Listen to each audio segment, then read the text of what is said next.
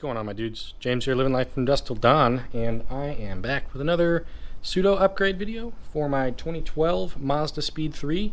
For those of you that have been following along on the channel recently, there's been a lot of things that have been happening with this car. It started out with a front-mounted intercooler upgrade, hopefully an upgrade. Haven't tested it yet, but started out with a front-mounted intercooler upgrade. But because the kit that I bought required the turbo cold side outlet to point down instead of up, I had to take the turbo out. In order to do that, I decided to swap out all the coolant lines because I had to drain the coolant in order to pull the turbo because there's coolant going through the turbo.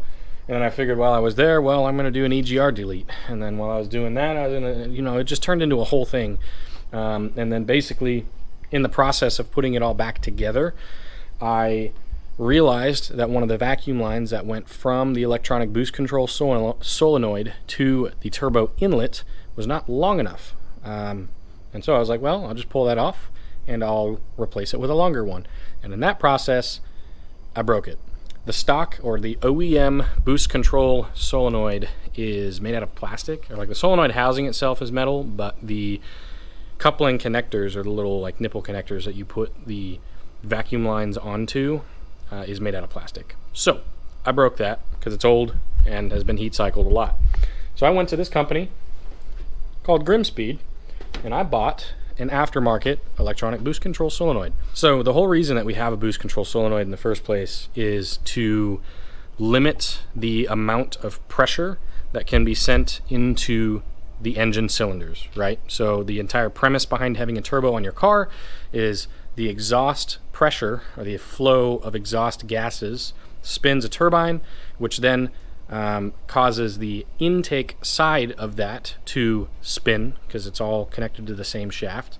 That will compress fresh air coming in through your intake and force that air into your engine. The faster it spins, the more pressure builds, or the more boost, in this case, is the terminology that is used. And so in order to throttle that, you can either have a turbo that has a limit to it. It can't really spin much faster than a certain amount, but eventually your turbo is going to fail. Or you can add what's called a wastegate. And what a wastegate does is it feels the pressure that is coming from the outlet of the turbo and applies it to a diaphragm. And that diaphragm is set based on a spring pressure to open or shut the wastegate, which will allow basically a bypass of those exhaust gases so that they don't spin the compressor. So if it's not going through the compressor blades on the exhaust side and it's instead being bypassed, then it can't build boost because it's not spinning those blades. I think I said that right. Anyways, so what the electronic boost control solenoid is it takes the mechanical aspect of a wastegate and it gives the car's ECU, electronic control unit, or the car's computer, the ability to adjust that itself. So I have boost pressure sensors in the car, so the ECU can see how much boost the car is making, and based on the tune that I have installed, I can adjust within the ECU what that wastegate is going to do using the electronic boost control solenoid. So the OEM, or the stock electronic boost control solenoid, has two ports. So it's a two-port boost control solenoid. First port is going to the wastegate. Sorry, not the wastegate actuator. And the other line is going to the turbo inlet port. And so the boost control solenoid is going to sense the pressure, or know the pressure that is coming from the outlet of the cold side, because I have boost sensors that are connected to the ECU. And then the ECU can adjust the position of the boost control solenoid to either allow more or less pressure to be sent to the wastegate actuator or back to the turbo inlet, in order to ensure basically that the boost that's coming out of the turbo, or the amount of pressure coming out of the turbo, is maintained within whatever your tolerance band is, so that you don't over pressurize your engine. And you'll see with the purple line here, which is boost pressure, when it's at its peak, it starts to drop or dip. That is the ECU taking over the electronic boost control solenoid and forcing it to allow more air to bypass the turbo and therefore spool down. A lot of aftermarket turbos require a 3-port boost control solenoid. And this allows for basically an extra sensing line. And my thought is that instead of having the pressure for actuating the wastegate only coming from the high pressure side of the turbo and then being vented off from the opposite side of the wastegate actuator, instead both of those things are controlled by the boost control solenoid. So the pressure going to the wastegate actuator and the pressure being vented from that is all housed within. So you need a 3rd port. So instead of purchasing an OEM boost control solenoid, which is going to be that plastic one, likely going to break again if ever I go to remove this vacuum line, I decided to go with an aftermarket boost control solenoid because this one is entirely made out of metal and it has a 3rd port, which I will then plug because I'm keeping it with the factory settings and the factory KO4 turbo. But the other nice thing about this is GrimmSpeed is the only boost control solenoid that I could find online on forums that does not require an aftermarket tune. So I can plug this in to my current ECU setup and the car will think that it is the OEM boost control solenoid and it will do all of the normal stuff. It'll make no difference. If you go to like the Cobb Tuning website or the Corksport, they both have their own 3-port electronic boost control solenoids for the Mazdaspeed 3, but both of those websites say that they require an aftermarket tune in order to make them function within the car and not break things. So that was a really long discussion. That took me like 10 minutes to get through. It's probably going to be like 5 minutes for you guys, and I'm rambling now. Let's go ahead and crack into this box. Let's take a look at the OEM boost control solenoid. We're going to take a look at the GrimmSpeed boost control solenoid, and then we'll see how that is going to get tied into the system itself, which ports go to which vacuum line, and also where I'm going to bolt it within the engine bay. Okay, so I recognize it's going to be really difficult for you guys to see, so I might do a couple of B-roll clips here to show you more of what I'm looking at.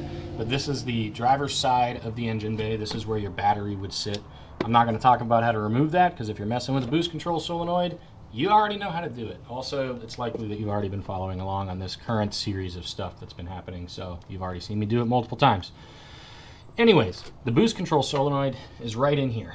So if we reach in, your turbo is going to be right here, and just above the turbo, mounted on a little bracket, is your boost control solenoid. It's going to have 2 vacuum lines coming out. In this case, mine has 1 because one of them's broken.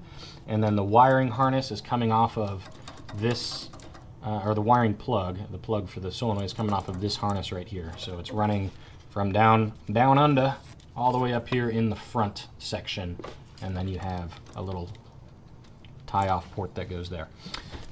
So you can unbolt that. I believe that is a 10mm bolt, and then unplug the solenoid itself using your oh-so-strong fingers. And then I'm going to get a pair of needle nose pliers because you've just got one of these little pinch clamps here, and I'm going to go ahead and pull that off, likely breaking the other nipple in the process and having to replace both vacuum lines, but we'll see.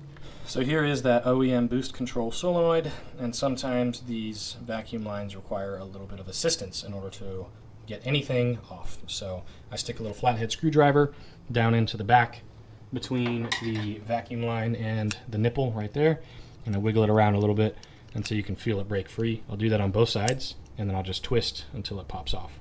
And that is exactly how I broke the plastic one on top. Let me rephrase. And that is how I broke the plastic one on top, because I didn't do that with a screwdriver and instead kept like pulling and yanking on it, and then eventually it just snapped. So there is that. That's what the OEM one looks like, and this is your little mounting point. You have your 10mm nut, and then the bolt or stud that the nut is attached to is just connected to the housing itself for the solenoid. Let's take a look at the GrimmSpeed. So we have some nice brand new vacuum line, which is probably quality, I don't know. We have our mounting plate itself. So this is the mounting points for the boost control solenoid, and then the solenoid itself is going to mount onto these little hex screw areas right there. And then we have our little block off squishy rubber coupler thingamajig, whatever you want to call it. And then there you have it. There's the boost control solenoid itself. As you can see, slightly different. You have the plug is on the end of a little wire extension here, which is nice. That means you can relocate this wherever you want to. You'll also notice that the ports are labeled. Number 1 is to the right, number 2 is to the left, and number 3 is going to be your center port. So I already wrote this down because I was looking at it earlier, but the way that these ports are going to end up getting routed, the number 1, so the port on the right if you're looking at this, or the top if you're looking at it that way, is going to be sent to the wastegate. So that would only make sense that port number 1 is going to be the bottom one on the stock boost control solenoid. Port number 2 is going to be going to the turbo inlet, so that'll be the upper one on the stock boost control solenoid. And port number 3 is the one that I'm going to be blocking off. That's the one in the center, and I do not need it. So like I said, we have this nifty little block off nipple thing. I'll probably trim this in half, and then I'm just going to stick a zip tie on it and make it real tight, and that should be just fine. And then of course we'll have to measure out and cut our this. Now one thing they don't include is the clamps for your vacuum line. So in this case you'll probably be using your OEM ones if you're replacing the lines. I have some better, not really better, but brand new aftermarket ones that are nice and freshly painted black. So I'm going to use those instead. But let's go ahead and we'll get these little rubber bushings settled inside of their place here. We'll go ahead and get our boost control solenoid mounted onto here as well. You'll see underneath port 3 on either side is that little hole spot there. So we can either mount it this way or we can mount it this way. It really just depends on wherever you're going to be positioning it in the car. I think I'm going to end up mounting it like this, and then I will just make it work. I'm only going to be using probably one of the bolts in order to mount this into the car because I don't have an extra spot to be able to put this. I do fully intend on just placing it in the factory location. But if ever in the future I have a better spot for it that I can run both bolts to mount it in a little bit more sturdy, then I'll probably end up doing that. Looking at the instructions on the GrimmSpeed website, I don't really understand what I'd be using this for. It is some sort of a restrictor because you have the larger hole inlet and the smaller hole outlet, but I couldn't figure out exactly why they included this because it's not in their instructions. So I'm not going to use it because I don't believe that I need to, but I am going to hold on to it for future use, and maybe I'll figure out what it's for in the future. So if you guys have any idea why this would have been included and are probably screaming in the comments right now saying you're going to blow up your motor, please leave that comment because I want to know. But just know that for now, that's how it's going to be. Awesome. So I'm going to go ahead and get the third port blocked off with our little thingamajig here. I'm going to bolt the bottom bushing to the original wastegate housing. The way that they showed in the instructions for installing this is drilling holes into the front plastic portion of your battery box and then just mounting it to the battery box. But I have a factory mounting location, and then I don't have to drill holes in my battery box. Not that I really care. It's going to get replaced anyways eventually. But yeah, so that's how I'm going to do that. So this top bolt, just so I don't lose it, I'm going to stick it in here and then put the nut on just tight enough so that it stays. And then that one's just going to stay just like that. I'm going to get the wastegate line attached to port number 1, which is really easy because it's already coming up over the top from the wastegate actuator. And then I'll get that clamped down. I got my shiny new black coated clamps, whatever you call those. And then I'll get the line routed and clamped down for the turbo inlet once I get the turbo inlet put in because it's currently not in the car. And then that'll go to port 2.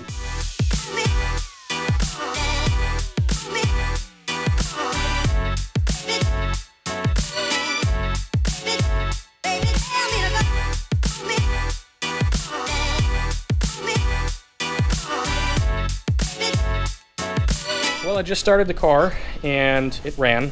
I'm not going to bother starting it because it sounds and looks exactly like it did before. The only difference is I have a GrimmSpeed boost controller in the car now. So, yeah, it runs.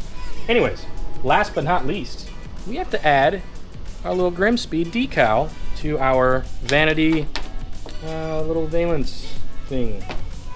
Cowl. I don't know what the hell they call it. Radiator cowl. So, I'm going to go ahead and get that thrown in. And honestly, I'm thinking it's going to go right there under the diode dynamics that's falling off because it doesn't stick well to the silicone. So give that a quick wipe and then throw it on.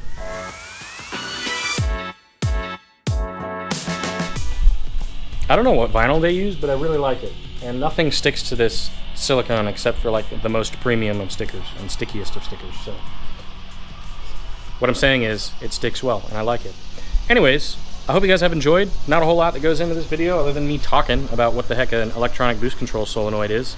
But yeah, whenever I do end up getting a bigger turbo or a different turbo setup and I want to use that third port, I'm going to end up including that in the video. I don't know what I'm going to use that for. I don't know necessarily what it is used for, other than kind of what I said in the beginning, which you heard that.